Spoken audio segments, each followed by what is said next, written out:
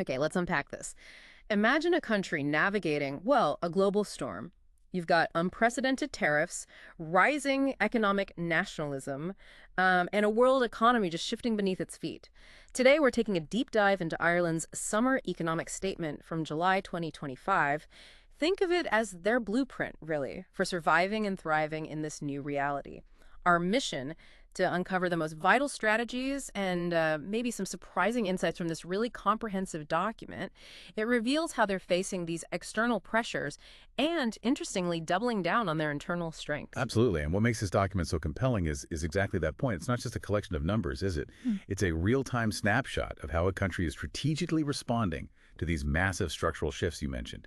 And you can see how that thinking informs pretty much every single policy decision they're outlining. Right. And the foreword, it immediately sets a pretty stark scene. The global tariff landscape is in flux, barriers to cross-border trade, tariffs, export restrictions, they're at unprecedented levels. We're talking about a move towards fragmentation, economic nationalism, and, well, a broader de-globalisation. And here's the bombshell, I think. The report emphasizes these aren't just temporary economic blips. They're calling them structural changes. From your perspective, what's the biggest implication of making that distinction? For Ireland, specifically. That really is the critical question, isn't it? If we zoom out a bit, this isn't just about, say, trade policy tweaks. It's about a fundamental reconfiguration of the global economy. The source notes that measures of trade and economic policy uncertainty, how nervous businesses are, they're actually higher now than they were even during the peak of the pandemic. What's higher? Higher than And we've seen this pronounced slowdown in international goods trade ever since the global financial crisis, really. Plus, tariff rates on imports into the U.S., they're at their highest in nearly a century. So if these are structural shifts, like the report says, Ireland can't just, wait for things to go back to normal. It means they have to fundamentally adapt their long-term strategy. It's a complete reevaluation of their economic blueprint, essentially. And as a small, very open economy, Ireland has benefited massively from global integration over the decades. So these trends are, as the statement puts it quite mildly, far from optimal. You can see the direct impact already with tariffs. For example, since mid-April, the U.S. has slapped a 10% tax on goods coming in from the EU. It was actually announced at 20% initially, then reduced. But even that 10% has already led to what economists call modified domestic demand. That's basically the truest measure of activity within Ireland's domestic economy, sort of stripping out those huge multinational effects. Right, the purely Irish part. Exactly. And that's already tracking around 1.5 percentage points lower after 2 years, just compared to a baseline where there were no new tariffs. That's a real hit. It is. But despite these significant external headwinds, the source materials suggest Ireland's economy remains, well, remarkably robust. Consider this. Over 440,000 jobs have been added since just before the pandemic. 440,000. Yeah. To put that in perspective, imagine roughly 1 in every 6 people currently working in Ireland wasn't in their job before COVID hit. That's incredible. It's an astonishing amount of economic dynamism, especially given those global challenges. The economy is operating at what's described as full employment. The employment rate's at a record high. Unemployment's been below 5% since late 2021. So, very strong labor market. And this resilience, it's supported by continued job and income growth, easing inflationary pressures too. Headline inflation has been at or below 2% since early 2024. And there's been a significant fiscal injection from the government helping things along. However, and this is important, the document does flag that this heightened uncertainty we talked about, it is prompting firms to delay investment decisions. And households, they're increasing precautionary savings, saving for a rainy day. And those forces together will inevitably slow down economic expansion. Okay, so given this backdrop, global shifts, but also this domestic resilience, what's Ireland's strategic response? The government's outlined a pretty clear four-pronged approach. First, they're continuing to champion multilateralism and trade openness. They make the point that globalization lifted maybe 1.5 billion people out of absolute poverty. A powerful argument. It is. And they're also pushing for a deepening of the single European market. They cite the recent Draghi report, that big EU Commission review, which found internal barriers to services trade within the EU itself.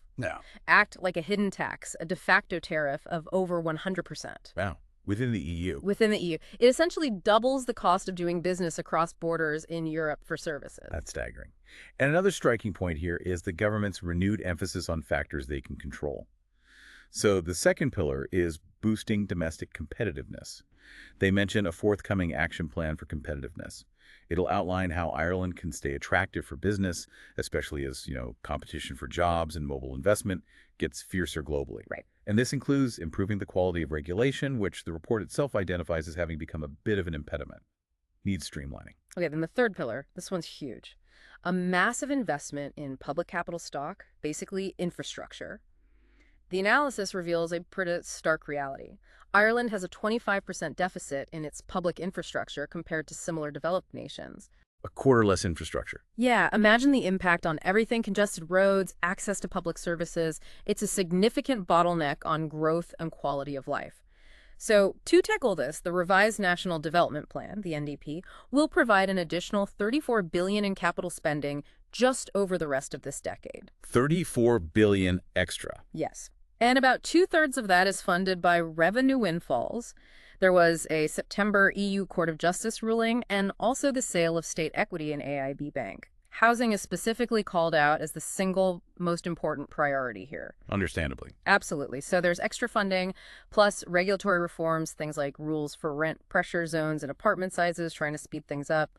Overall, we're looking at $102.4 billion in exchequer capital funding allocated over 2026 to 2030. That's almost $24 billion more than the existing NDP ceilings allowed for. That is a huge commitment, a massive injection of capital.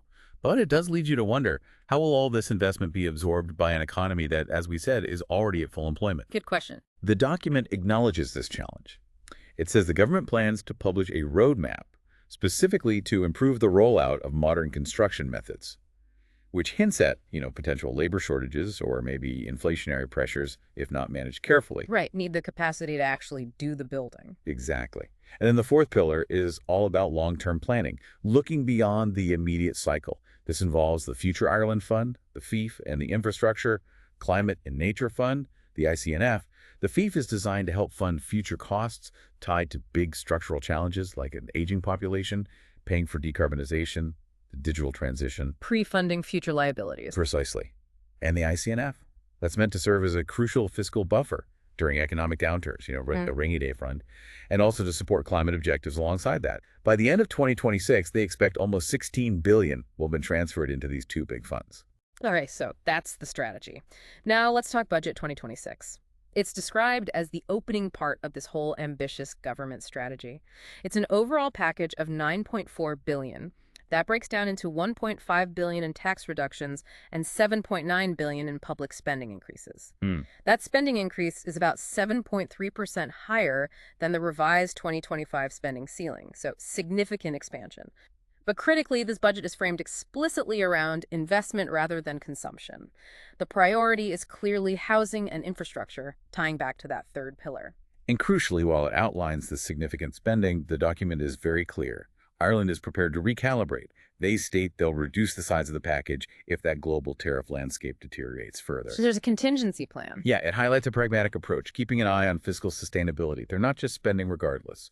Overall, total public spending for 2026 is set to hit $116.6 billion. That's $97.5 billion for current spending day-to-day stuff and $19.1 billion for that capital investment piece. Now, one theme that really comes through again and again in the statement is uncertainty. Yes, it's pervasive. Heightened levels of uncertainty, it notes, prompt firms to delay capital spending. Because that spending is often bulky, it's hard to reverse once you commit. Makes sense. Businesses get cautious. Exactly. And for households, it leads to that increased precautionary saving we mentioned. Even if, collectively, that dampens overall spending and investment across the whole economy, it's that phenomenon economists call the paradox of thrift, where individual prudence, everyone saving more, can actually slow down collective growth. It's almost counterintuitive, isn't it? As individuals, we think saving is always good, but if everyone does it at once, the economy can stall. Yeah. It's a classic macroeconomic concept playing out. Yeah. And something else that truly stands out here, I think, is the frank acknowledgement of Ireland's fiscal vulnerability. On the surface, the headline budget position is in surplus, which sounds great. Yeah. But dig a little deeper, and it's almost entirely due to corporation tax receipts from just a handful of very large multinational companies. Think about this. The document states that just 10 companies accounted for 57%, well over half of total corporate tax revenues in 2024. 10 companies. Yeah, That's intense concentration. it's incredibly concentrated. And the profound insight here is just how razor-thin the margin for error this creates. A single shift in strategy, maybe a global tax change affecting just one or two of those giants, could send shockwaves through the entire national budget. It makes fiscal planning incredibly precarious, very dependent, Mm. and this concentration risk is amplified because there's an interlinkage between the corporate tax and the income tax paid by the highly paid employees in those same multinational sectors, ICT, manufacturing, finance especially. So it's a double dependency almost. In a way, yes. Yeah. Which is exactly why the government is targeting these budgetary surpluses and capitalizing those long-term savings funds, the FIF and ICNF. It's a direct strategy to try and mitigate these very specific identified risks, build up buffers. The statement also touches on macroeconomic imbalances and, importantly, well-being, looking beyond just GDP. The European Commission's macroeconomic imbalance procedure scoreboard for 2023, for instance, showed Ireland exceeding thresholds in 6 indicators. Things like the current account balance, non-financial corporation debt, often skewed by the multinational presence. Right, those large global firms distort the national figures. Exactly. And interestingly, the Commission didn't require an in-depth review acknowledging that very distorting impact. Which leads us to a fascinating question about how we actually measure genuine progress, doesn't it? Beyond those headline figures, Ireland's well-being framework, which was established back in 2021, tries to do this. It shows that looking over 5 years, 18 out of 28 indicators have actually seen positive progress. Okay, like what? Well, for instance, things like improvement in the proportion of homes with good energy ratings, A or B, Mm. or the share of the population reporting they don't feel depressed.